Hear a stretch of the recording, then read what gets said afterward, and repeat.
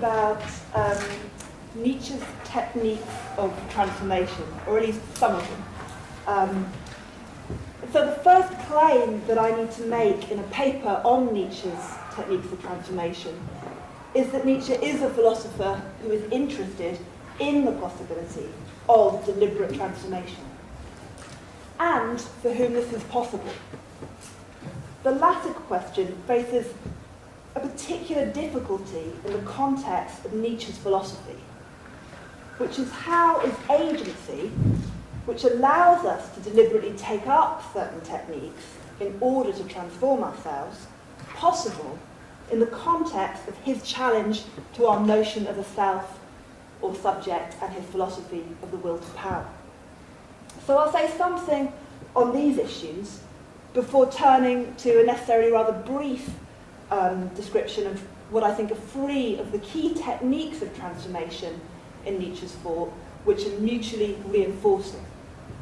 And these techniques are a certain variety of skepticism, sensualism, and solitude. And I'm taking sensualism here in the sense of embracing our senses and listening to our drives and paying attention to the body.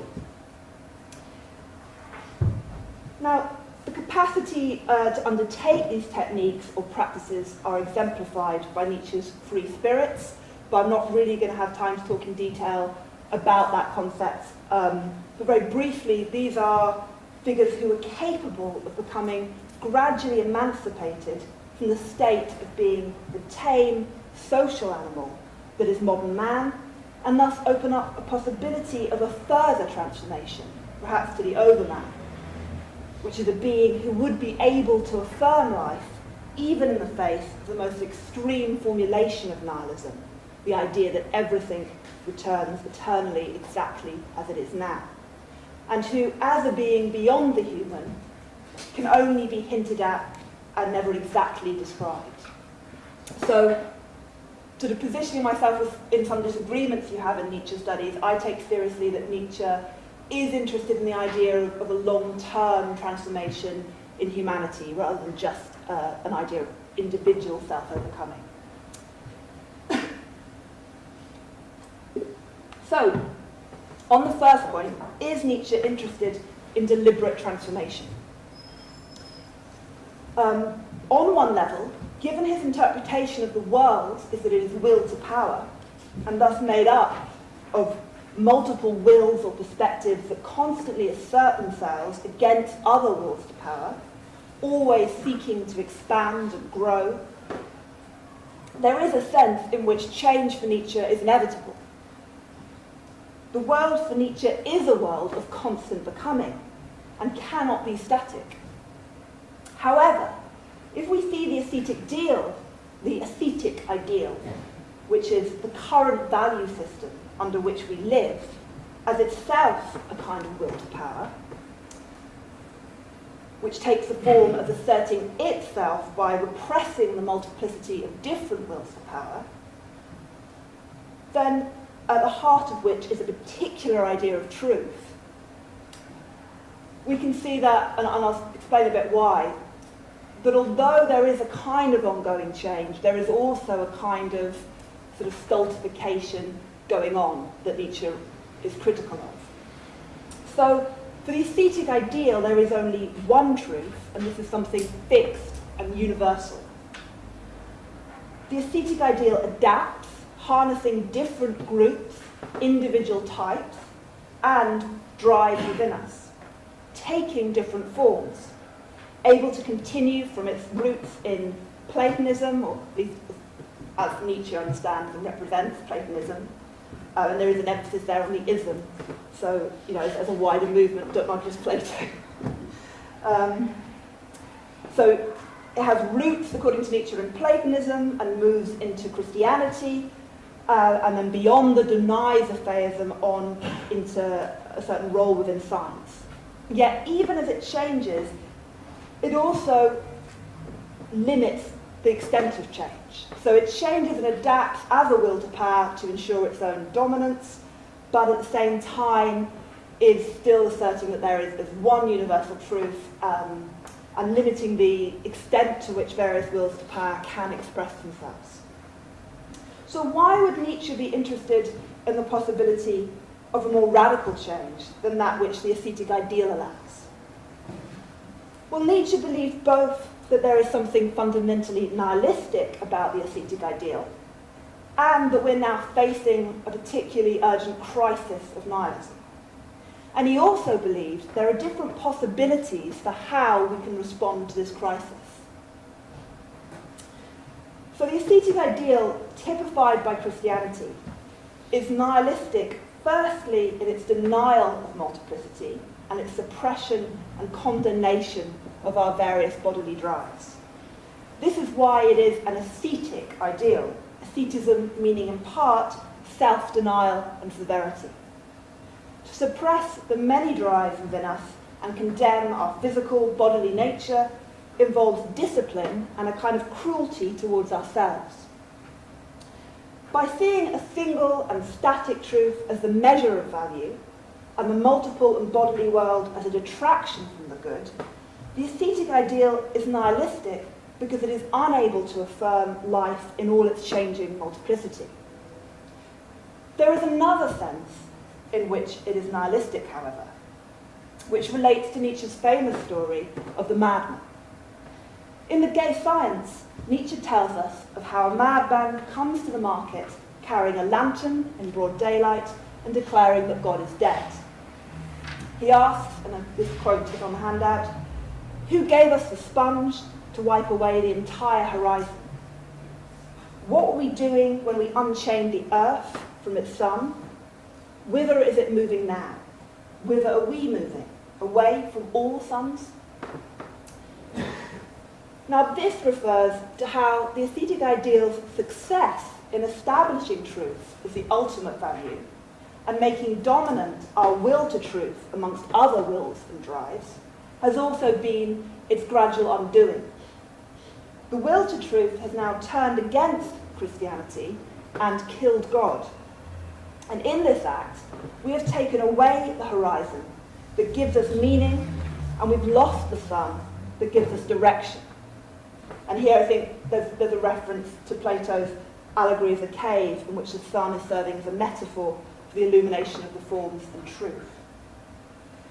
So we have, in fact, a further level of nihilism in that we've destroyed our own value system. But not only this, because the ascetic ideal sets up the truth as, or its truth as the only truth and the good, and in Christianity that takes the form of God, in the face of its loss, it seems as if we've lost the possibility of any value. Thus it seems as if we are moving away, not just from this sun, but away from all suns. So, given this, there is both this inherent nihilism in the ascetic ideal, which has sort of put us as humanity in a state where we are unable to affirm ourselves and unable to affirm life, and this particular crisis that's come with an erosion of what we've understood as value and direction. We're facing a crisis of nihilism, according to Nietzsche, in which we lack all meaning and we take the world to be inherently meaningless. And Nietzsche is anxious that we exploit this crisis.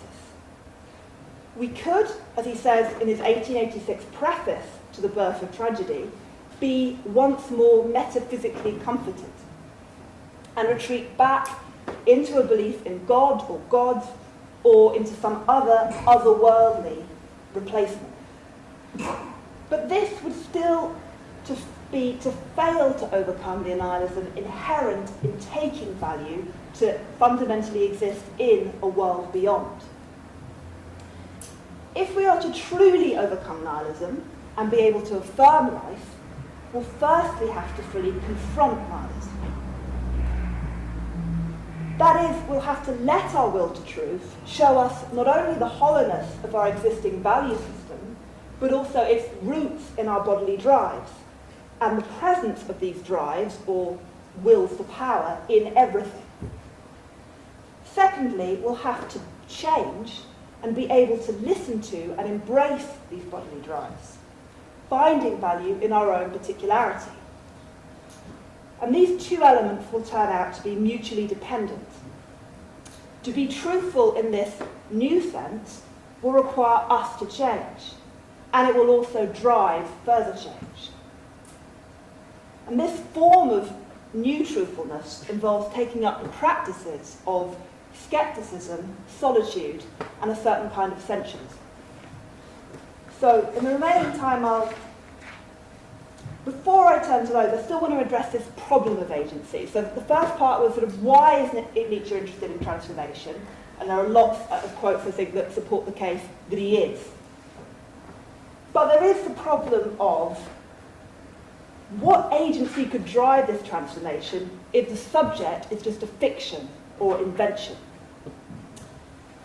How can we then appeal to a subject to take the responsibility of taking up these techniques of transformation?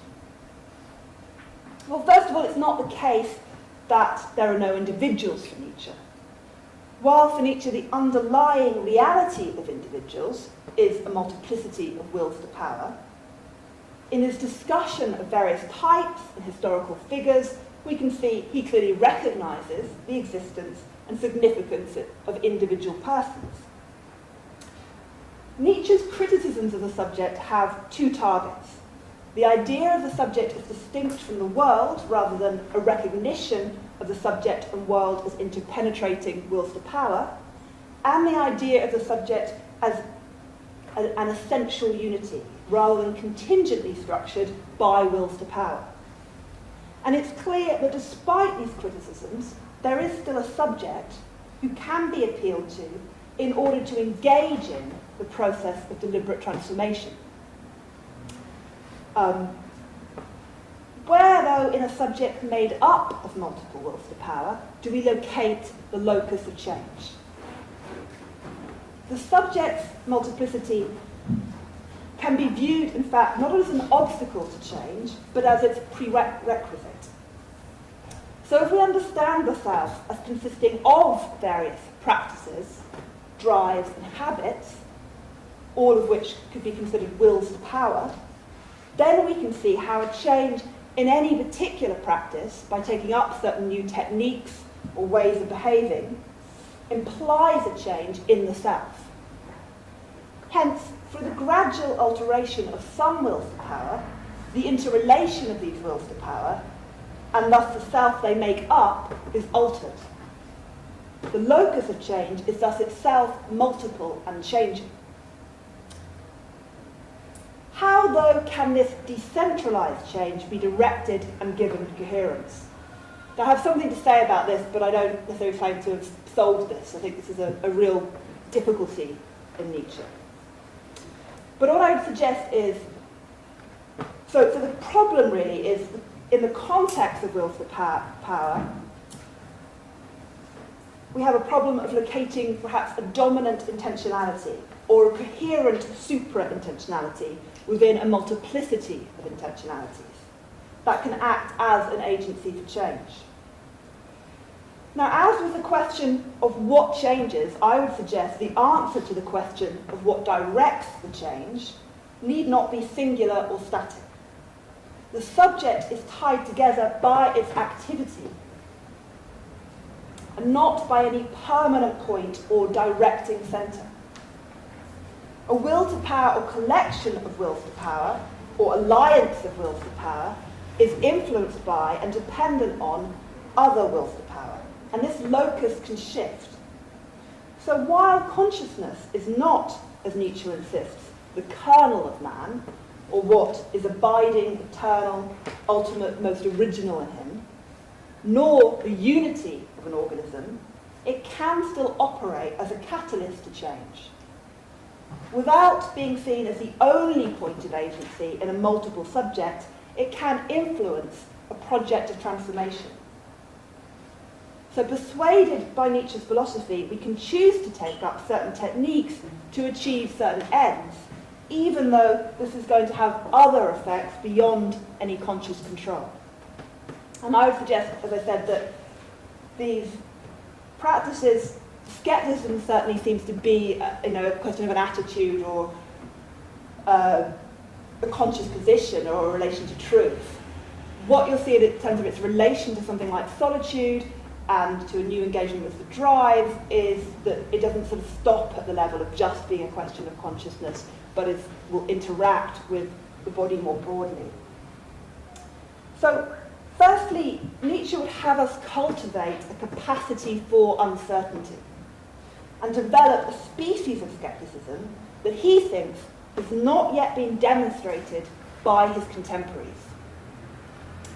This connects with the respect that he often shows for scientific method. At the time of writing Human All Too Human, he believed scientists exemplified the capacity for uncertainty, which was necessary to letting go of the metaphysical and theistic prejudices that constrained inquiry. He declared with approval that science, or more broadly Wissenschaft, so it's not just natural science, needs doubt and distrust for its closest allies. And the scientific spirit will bring to maturity that virtue of cautious reserve.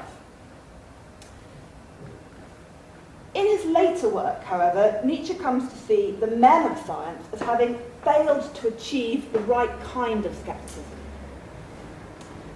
But this idea that this uncertainty and cautious reserve is important continues. He distinguishes later between existing and required skepticism. He claims of the nature of existing skepticism that, quote, skepticism is the most spiritual expression of a certain complex physiological condition called in ordinary language nervous debility and sickliness. This criticism, or rather diagnosis of skeptics, does not imply, however, a rejection of all skepticism. Rather, Nietzsche speaks of a new and stronger species of skepticism, bred in solitude, which does not believe yet retains itself. The skepticism that Nietzsche advocates does not express indifference or an inability to commit to or own one's own drives. Rather, it represents the strength to live without certainties and without belief in unchanging truth and values. It requires one to embrace the change that the will to power constantly produces. Such skeptics have no need of, quote, an external regulation to constrain and steady them.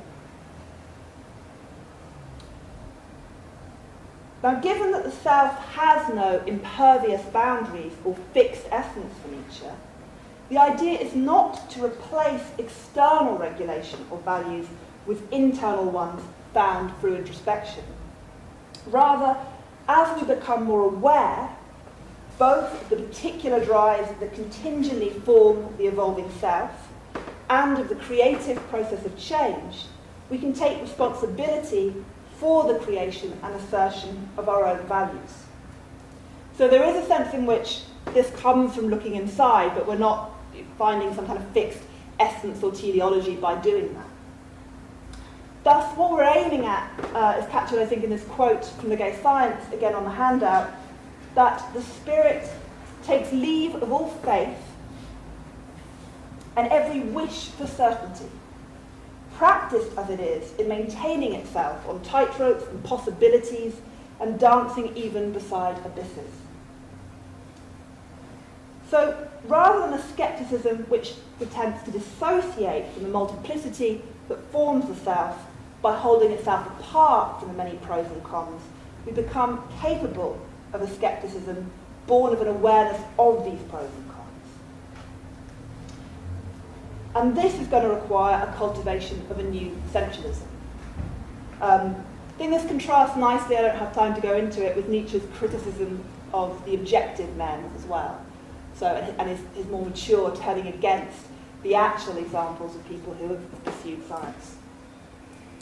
So in terms of this essentialism, I'm referring to the importance for Nietzsche of paying attention to the body and the multiplicity of drives. Nietzsche's method opposes a history of philosophy who, on his account, have seen the senses as trying to lure from the cold kingdom of ideas to a dangerous southern isle. And he inverts what he takes to be Plato's criticism in The Republic are the sight and sound lovers, who are too distracted to contemplate the pure forms.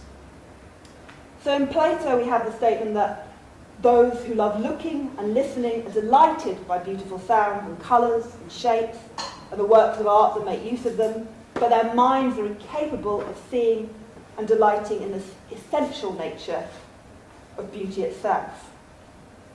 And there is also, on Nietzsche's account, an idea that there is an impurity in Plato's account of those who are embracing the senses. But for Nietzsche, it is the so-called pure perceivers who, in their denial of the body, are impure. And he describes these pure perceivers in Thus Spoke Zarathustra as lechers, cowards, and habitual liars. So to overcome this history of denying the senses requires that we embrace them and learn to listen to them. And this self-awareness concerning the operation and character of our drives is necessary if we're going to grasp the concept of the will to power, including how the ascetic ideal has been driven by various wills to power, and there is no world beyond it that is pure and above the bodily. This requires the cultivation of new habits. Becoming aware of and attending to our drives demands that we confront the ongoing process in which they've been sublimated and reinterpreted. Now, attention to the activity of our drives is something that's facilitated by the third of the techniques that I wanted to mention, which is solitude. Alone, we can hear the voices of the multiple, sometimes competing drives within us. And this experience is challenging and disturbing. Hence, Nietzsche writes, "We are afraid that when we are alone and quiet, something will be whispered into our ear, and so we hate quietness and deafen ourselves with sociability." Developing the habit, facilitated by solitude, of listening to the various drives within us is a step towards being able to occupy a variety of wider perspectives. We must learn ultimately to, quote, look into the world through as many eyes as possible, to live in drives and activities so as to create eyes for ourselves. Further, solitude, by separating us from the beliefs that bind the herd together, will also enhance the capacity for skepticism, or detachment from beliefs, that is required if we're going to be able to let go of the beliefs of the ascetic ideal. And further, by cultivating the capacity to do without the approval of others, it will allow us to accept the implications of what we hear when we listen to our drives, even if they challenge our morality, self-understanding, and the very ideas of altruism and community. And so that's why I think when he talks about failed free spirits and attacks people who might be seen to even be naturalising morality, like Paul Bray and Jean-Marie Gayou, ultimately for their altruism or their commitment to a role for altruism and community, he's accusing them of being incapable of solitude.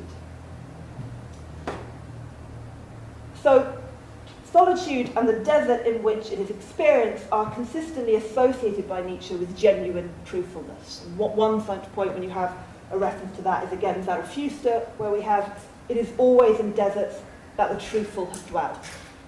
And although I'm not talking about it here, that again is connected crucially with what it is to be a free spirit. It's the free spirits who are the desert's masters. So, deliberately distancing ourselves from others is necessary to the cultivation of skepticism and sensualism. But it's also a product of these techniques. So solitude is a technique to take up to enhance our capacity to engage with our drives and to be skeptical, but it's also something that's produced by pursuing a certain kind of truthfulness.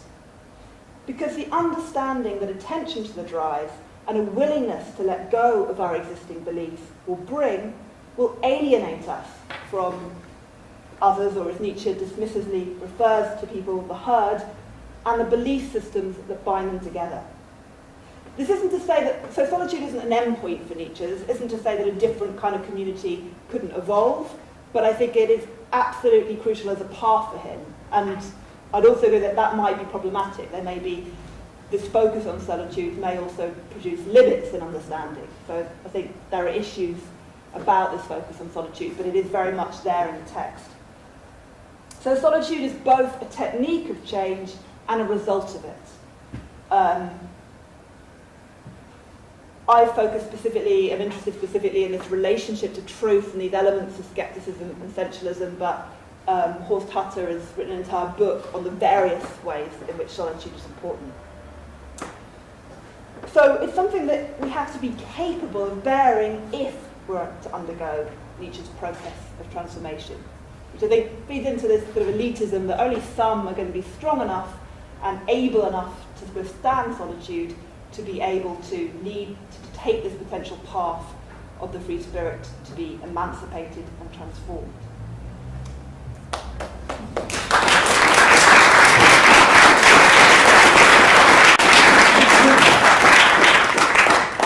Any questions?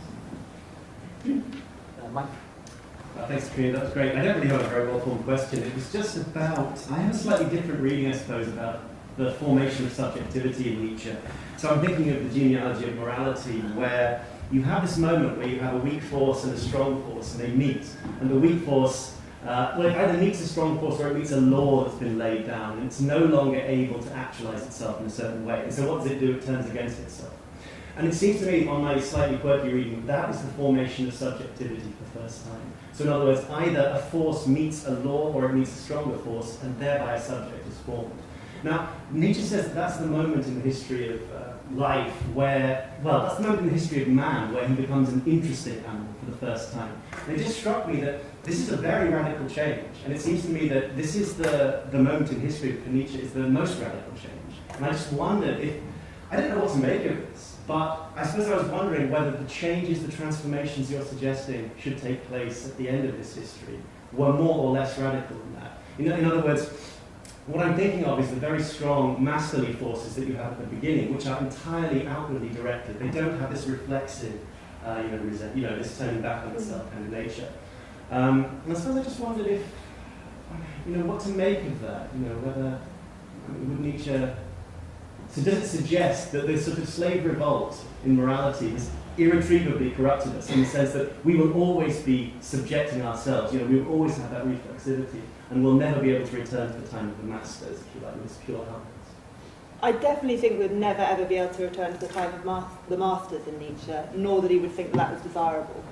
I don't think it matters which is more radical. I think it's very clear that any kind of overcoming that we're to have is to come out of the whole history of spirituality. And I suppose I'd focus less on the genealogy and hadn't particularly thought about it in that particular confrontation of a strong and weak will. But although I think it is true that we might see unity as requiring some kind of... Unity in a self requires some kind of coherence, and one way of viewing that would be in a certain drive or will to power takes a dominant role. I don't know if that would be the only way. In terms of the internalisation of man, I think what Nietzsche would particularly want us to get over is a kind of separation between a denial of that internalised, what we are in this multiplicity of drives. I think in terms of the path of the free spirit, it is very much employing the will to truth, employing this history of spiritualisation and what that's given us. What could come after, I think, remains open and unspecified. But it wouldn't be the masters again. But I think that, in terms of my emphasis on the role of truth, which I wasn't trying to emphasise in this paper, but it's perhaps obvious to you, it's there in the background, that's crucial now. It's what life needs now, and it's what we need now. It's not necessarily going to remain the case. So there would be space for it to become less dominant again.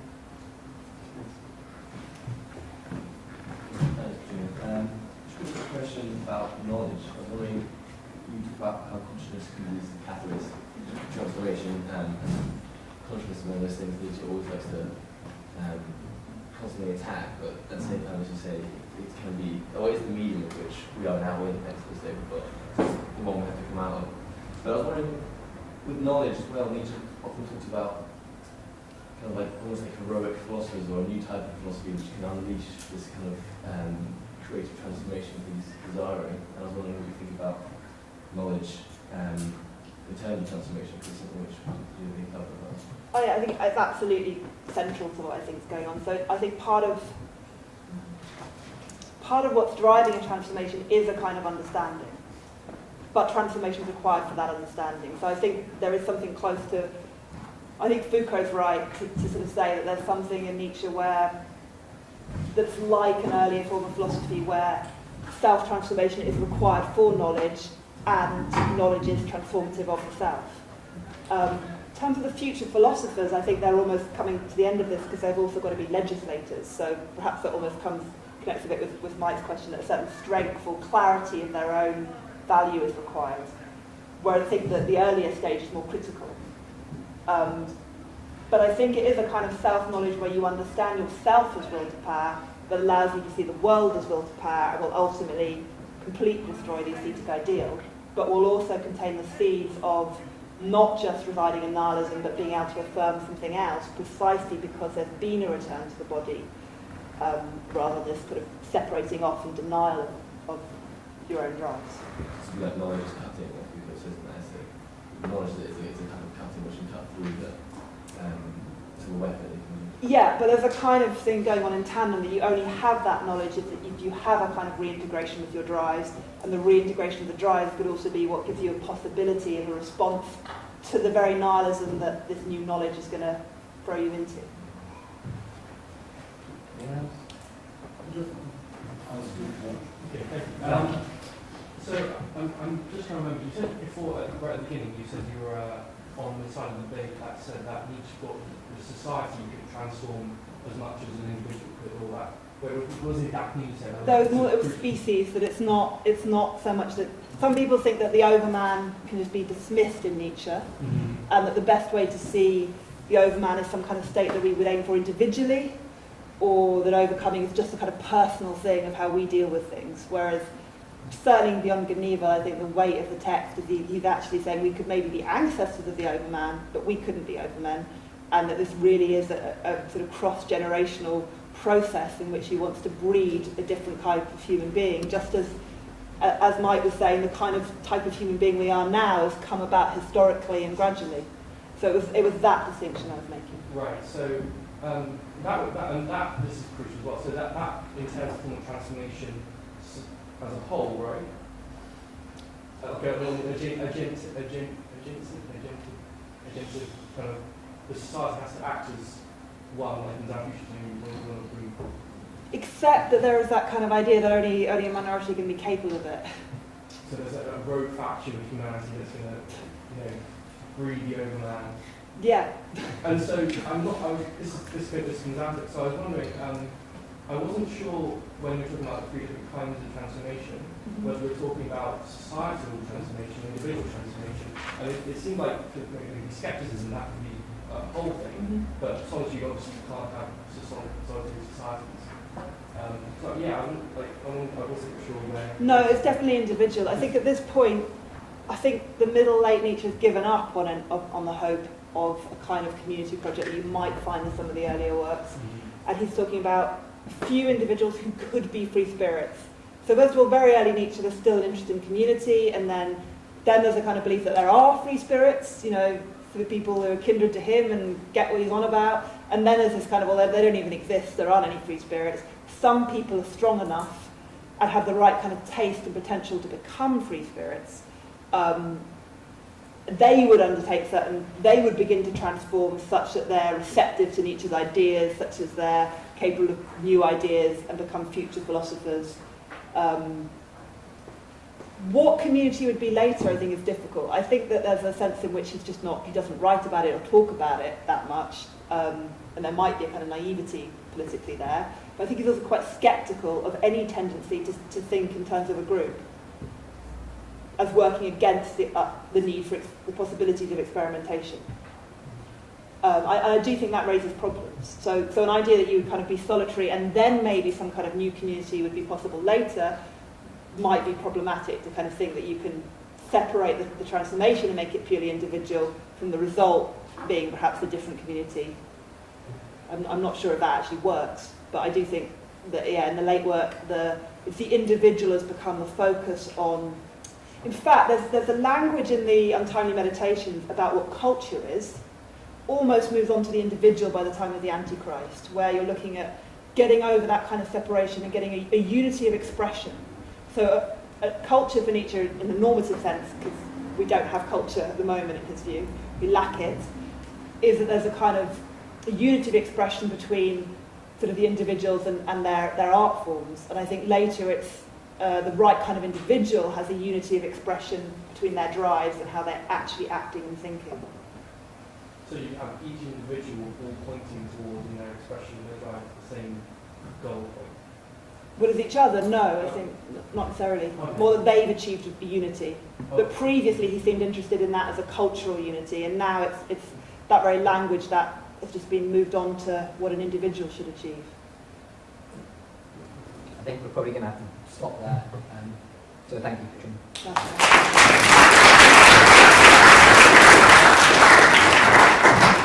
We'll probably take a 5-minute break now, just so everyone can go to the loo or have a cigarette. And the same time, and then we'll come back in 5 minutes. Simple way to say it.